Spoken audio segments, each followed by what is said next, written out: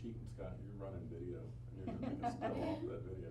This man's done it the old-fashioned way. And his purple shoes. Yes.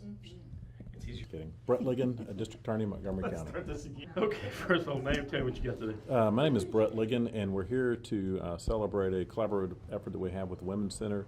As everyone knows, October is Domestic Violence Awareness Month, and so we're just trying to raise the community's awareness about domestic violence. And education is important, but prevention is even more so. And so we're here, and we've got the director of the Women's Center as well, and she's going to talk about some of the programs we've got going together. Okay. Tell me.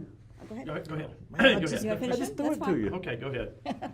We are really excited with this collaboration with the District Attorney's Office. We've had a long-standing relationship that has always been extremely beneficial to our victims, but we really think with this new program, it is just going to make an incredible difference in the lives of those that every day are in danger. Because as we all know, this is a growing problem, an epidemic in the United States, and it is something that it is really important for the community to get behind, and it's so important to have someone like the District Attorney understand that these are issues that we find every day. Every hour, our hotline answers over 3,000 calls a month from people that are in dangerous situations and they're seeking help. And to be able to have a resource like this in our community is just extremely important. What kind of events are you looking at next through the month? We have an incredible number of domestic violence awareness events. We have a walk that we're going to be doing with the District Attorney's Office on the 20th of October, where they're going to essentially walk a mile in her shoes to see what a victim goes through that is escaping a violent situation. We're having candlelight vigils at local universities. We have an ongoing project called the Clothesline Project with many different community partners, where they're able to have a visual display of T-shirts that have been made by different individuals that are close to this cause that'll tell you this is what it takes to leave. This is why this cause is so important.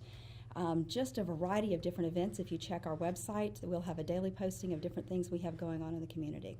What about Brent? What about domestic violence in Montgomery County? Where is it at right now, and what are y'all doing as curtailing it? Well, and to try to bring it back down to the local level, and some of the things that we like to talk about is domestic violence is an issue in every home.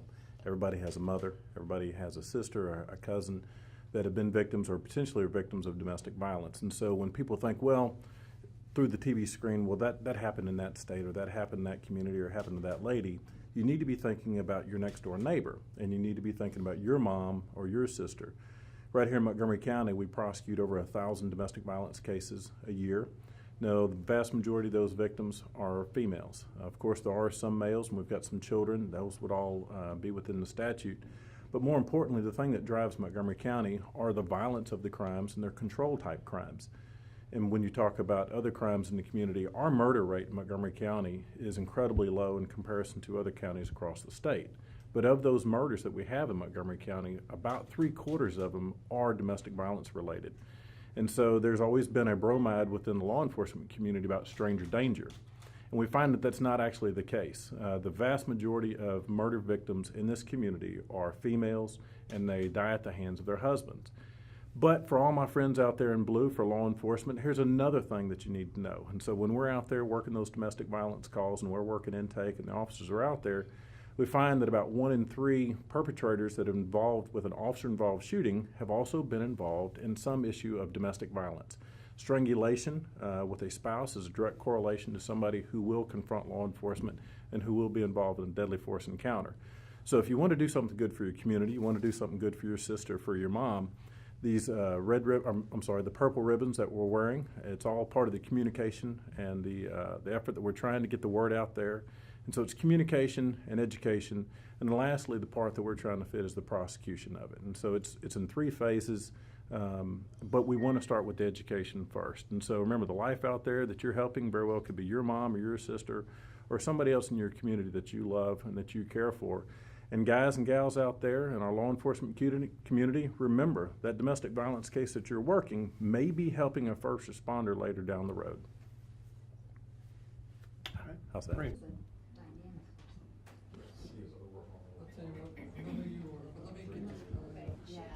Just a suggestion. Victoria? Yes. I'm sorry. I like that.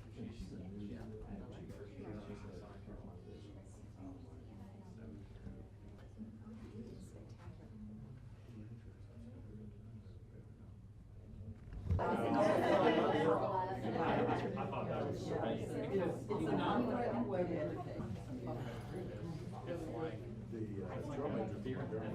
Big Talk is my son. So you help me figure out if you ever get any. They'll start to shut down. Yeah. Are we supposed to be? Are you ready? Tell us when you're ready. We're not ready for Brett's not here. Oh, where's Brett Liggins? He's okay. We're gonna do a couple more